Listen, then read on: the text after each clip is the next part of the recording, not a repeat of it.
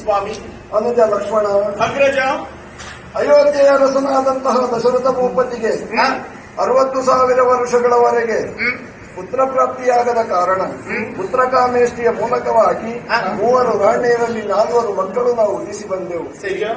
ಪೂರ್ಣ ಷೋಡಶ ಪ್ರಳಯವನ್ನು ಕಳೆದು ಯಜ್ಞ ಸಂರಕ್ಷಣೆಯನ್ನು ಮಾಡಿ ಆ ಮೂಲಕವಾಗಿ ನಾವು ಮಿಥಿಲೆಯನ್ನು ಸೇರಿ ಧನುರ್ಭಂಗವನ್ನು ಮಾಡಿ ಸೀತಾ ಸ್ವಯಂವರ ನಡೆದು ಆಮೇಲೆ ಅಯೋಧ್ಯೆಗೆ ಮರಳಿ ಅದೆಷ್ಟೋ ವರ್ಷಗಳು ಸಂದ ಮೇಲೆ ನಮ್ಮಪ್ಪನಾದಂತಹ ದಶರಥ ಚಕ್ರವರ್ತಿಗೆ ದುಸ್ವಪ್ನವನ್ನು ಮೂಡಿ ಬಂದ ಕಾರಣ ಶೀಘ್ರತರವಾದ ತೀರ್ಮಾನವನ್ನು ಕೈಗೊಂಡು ನಾಳೆ ರಾಮಗೆ ಪಟ್ಟ. ಆದರೆ ಒಂದು ಗಳಿಗೆಯಲ್ಲೇ ಬದಲಾಗಿ ಹೋಯಿತು. ಚಿಕ್ಕಮ್ಮನಾದಂತಹ ಕೈಕಾಮಾತೆ ವರವೆರಡನ್ನು ಕೇಳಿದ್ದರಂತೆ ತನ್ಮೂಲಕವಾಗಿ ತಂದೆ ಅದನ್ನು ಈಡೇರಿಸಿಕೊಡಬೇಕಾದ ಕರ್ತವ್ಯವಾದ್ದರಿಂದ ರಾಮನಿಗೆ 14 ವರ್ಷ ವನವಾಸ, ತಮ್ಮನಾದಂತಹ ಭರತನಿಗೆ ಅಯೋಧ್ಯೆಯ ಪಟ್ಟ ಹೀಗೆ ತೀರ್ಮಾನವನ್ನು ಮಾಡಿದರು. ಆದ್ದರಿಂದ ಪಿತೃವಾಕ್ಯವನ್ನು ಪರಿಪಾಲಿಸಲೋಸುಗವಾಗಿ ಅರಮನೆಯನ್ನು ಬಿಟ್ಟು ನಾವು ಹೊರಹೊಂಟೆವು. ದಶರಥ ಚಕ್ರವರ್ತಿ ಕಣ್ಣೀರನ್ನಿರಿಸಿದ್ರು. ಒಂದು ಹೊತ್ತು ಉಂಡು ಹೋಗಿದ್ದು ನಮ್ಮಲ್ಲಿ ಬೇಡಿಕೊಂಡು ಅದನ್ನು ನಿರಾಕರಿಸಿ ನಾವು ಹೊರಬಂದಿದ್ದೇವೆ.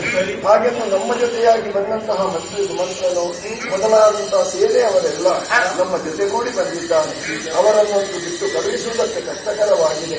ಹಾಗೆಂದು ಹೊರಯುವನ್ನು ದಾಟಿ ನಾವು ಮುಂದೆ ಬಂದದ್ದಾಯಿತು. ಬಂದು ನಿಂತಹ ಪ್ರದೇಶ ಇದು ಪರಮ ಪಾವನೆಯಾದಂತಹ ಗಂಗಾಮಾತೆಯ ಮಡಿಲು ಎಂಬುದನ್ನು ಅರ್ಥವಿಸಿಕೊಂಡಿದ್ದೇವೆ.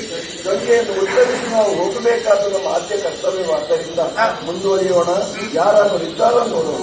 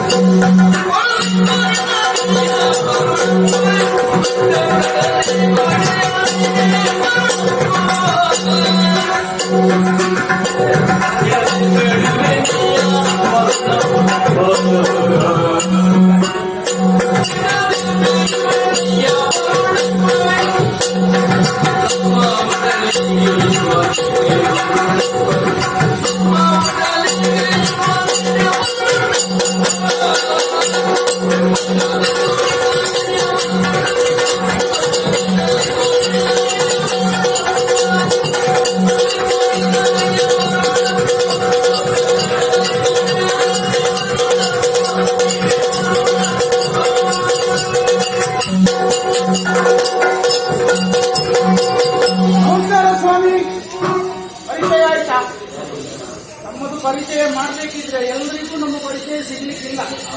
ಯಾಕಂದ್ರೆ ಈ ಊರಿಗೆ ಹೆಸರೊಂದುಂಟು, ಶೃಂಗಬೇರಿಪುರ ಅಂತ. ಇದು ದಶರಥ ಚಕ್ರವರ್ತಿಗೆ ಆಳ್ವಿಕೆ ಪಟ್ಟದಂತ ಊರು. ಆದ್ರೆ ಏನು ಮಾಡೋಣ, ಇರುವುದು ಸ್ವಲ್ಪ ನಾವು ದೂರ ದೂರ, ಅಂದ್ರೆ ಅವರಿಗೆ ವೈರತ್ವ ಉಂಟುಂಟಲ್ಲ, ಅವರ ಆಳ್ವಿಕೆಯಲ್ಲಿ ಇದ್ದವರು ನಾವು. ಆದರೆ ಇಲ್ಲಿಗೂ ಅಲ್ಲಿಗೂ ಸ್ವಲ್ಪ ದೂರ ಉಂಟು. ಈ ಜಾಗದಲ್ಲಿ ಏನಾದರೂ ಮಾಡಿ ದುಡಿಬೇಕಲ್ವಾ, ಬದುಕಬೇಕಾದ್ರೆ ಏನಾದ್ರೂ ಒಂದು ಕೆಲಸ ಮಾಡಲೇಬೇಕು, ಯಾವುದಾದ್ರೂ ಒಂದು ಉದ್ಯೋಗ ಗೊತ್ತಿರಲೇಬೇಕು. ಹಾಗಾಗಿ ಕತ್ತು ತಿನ್ನಬಾರದು, ದುಡಿದು ತಿನ್ನಬೇಕು ಎನ್ನುವಂತಹ ಸಂಸ್ಕೃತಿಯಲ್ಲಿ ಹುಟ್ಟಿದವರು ನಾವು. ಆದ್ದರಿಂದ ಈ ಜಾಗದಲ್ಲಿ ನಾವು ನೆಲೆಸಿದ್ದೇವೆ. ಆದರೆ ಏನು ಮಾಡೋಣ ಹೇಳಿ, ಬಂದವರಿಗೆ ಈ ಸರಳು ನದಿಯನ್ನು ದಾಟಿಸುವಂತಹ ಕೆಲಸವನ್ನು ಮಾಡಿ ಅದರಲ್ಲಿ ಏನಾದರೂ ಸಿಕ್ಕಿದ್ರೆ ನಮ್ಮ ಜೀವನ ಅದರಲ್ಲಿ ಹೋಗ್ತಾ ಇತ್ತು.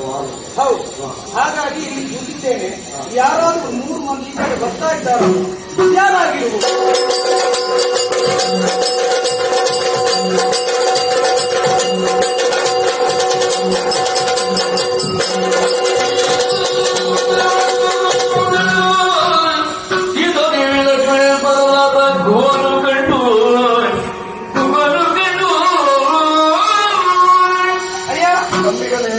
ನಾವು ಇಲ್ಲಿವರೆಗೆ ಎಷ್ಟೋ ಕೆಲಸವನ್ನು ಮಾಡಿದ್ರು ಕೂಡ ಮಾಡುವಂತಹ ಕೆಲಸದಲ್ಲಿ ನಾವು ಮಾಡುವಂತಹ ಕೆಲಸದಲ್ಲಿ ನಿಷ್ಠೆ ಎನ್ನುವುದು ಇದೆ.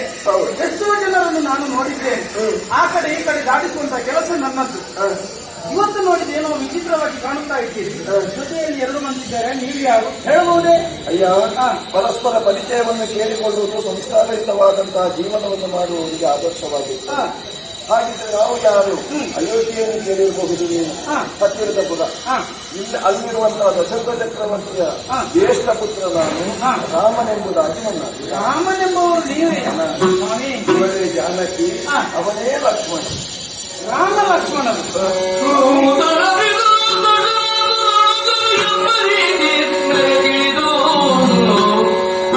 ಪ್ರೀತಿಯುಳ್ಳ ಕಾಣಿಗೆ ಇತ್ತು ನುಗ್ಗಿಸುತ್ತ ಮಾತಾಡಿದ ಎನ್ನಯ ಕುಲಬೀಜ ಶ್ರೀರಾಮಚಂದ್ರ.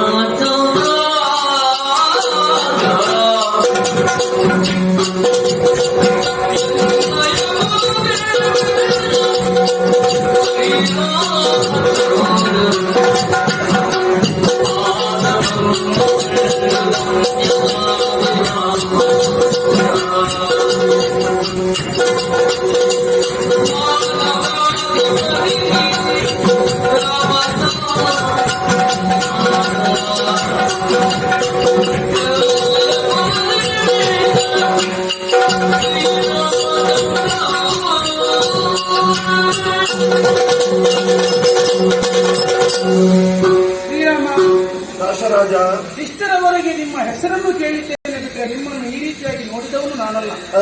ದಶರಥ ಚಕ್ರವರ್ತಿ ಆಳ್ವಿಕೆಯಲ್ಲಿ ಬೆಳೆದವರು ನಾವು, ಅಲ್ಲಿಯ ಸಂಸ್ಕೃತಿಯ ಜೊತೆಯಲ್ಲಿ ಬೆಳೆದವರು ನಾವು. ಅಲ್ಲಿಯವರಿಗೆ ಈ ಸಂಸ್ಕೃತಿ ಇನ್ನೊಬ್ಬರಲ್ಲಿ ಕಲಿಬೇಕಂತ ಅವಶ್ಯಕತೆ ಇಲ್ಲ.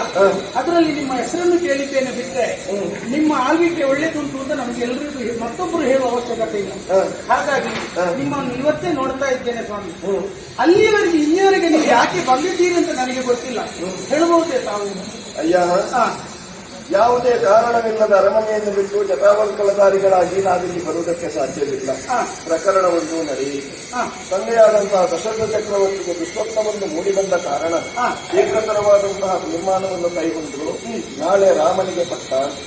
ಆದರೆ ಮರುಗಳಿಗೆಯಲ್ಲಿ ಬದಲಾಗಿ ಹೋಯಿತು. ಮಾತೆಯಾದಂತಹ ಕೈಗಾದೇವಿಯಿಂದಲಾಗಿ ಶಮ್ಮನವದ ಪ್ರಕರಣದಲ್ಲಿ 2 ವರ ಗಂಡನಿಗೆ ಸಹಾಯವನ್ನು ಮಾಡಿದ್ದು ಅನ್ನುವ ಕಾರಣಕ್ಕಾಗಿ ಕೈಕಾಮಾತೆಗೆ ದಶರಥ ಚಕ್ರವರ್ತಿ 2 ವರವನ್ನು ಅಭಯಪ್ರದಾನ ಮಾಡಿದ್ದಾರೆ. ಅದನ್ನೇ ಉಪಯೋಗಿಸಿಕೊಂಡು ಆ 2 ವರವನ್ನು ಈ ಸಂದರ್ಭದಲ್ಲಿ ಯಾಚಿಸಿದ್ದು. ಮಗನಾದಂತಹ ಭರತನಿಗೆ ಅಯೋಧ್ಯೆಯ ಪಟ್ಟವನ್ನು ನೀಡಬೇಕು, ನನ್ನ ಮಗನಾದಂತಹ ಭರತ ಅಯೋಧ್ಯೆಯ ರಾಜ್ಯಭಾರವನ್ನು ಮಾಡಬೇಕು, ರಾಮ ಕಾಡಿಗೆ ಹೋಗಬೇಕು, ಹೀಗೆ ತೀರ್ಮಾನವನ್ನು ಮಾಡಿದ್ದು, ವರವನ್ನು ಯಾಚಿಸಿದ್ದು. ಇದನ್ನು ಮಿತ್ರವಾಕ್ಯವೆಂಬುದಾಗಿ ಪರಿಪಾಲಿಸಿಕೊಂಡು ನಾವು ಹೊರಟು ಬಂದವರಿದ್ದೇವೆ. ನಮ್ಮ ಜೊತೆಯಲ್ಲಿ ಹಲವಾರು ಮಂದಿ ಅಯೋಧ್ಯೆಯ ಪುರಜನರು, ಪರಿಜನರು ಎಲ್ಲರೂ ಬರ್ತಾ ಇದ್ದಾರೆ. ಆದ್ದರಿಂದ ನಾವು ದಡ ಹಾಯಿಸಬೇಕು, ದೋಣಿಯನ್ನು ನೀನು ನಡೆಸಬೇಕು, ನಮ್ಮನ್ನು ಗಂಗೆಯನ್ನು ಉತ್ತರಿಸುವುದಕ್ಕೆ ಅವಕಾಶ ಮಾಡಿಕೊಡುವೆಯಾ?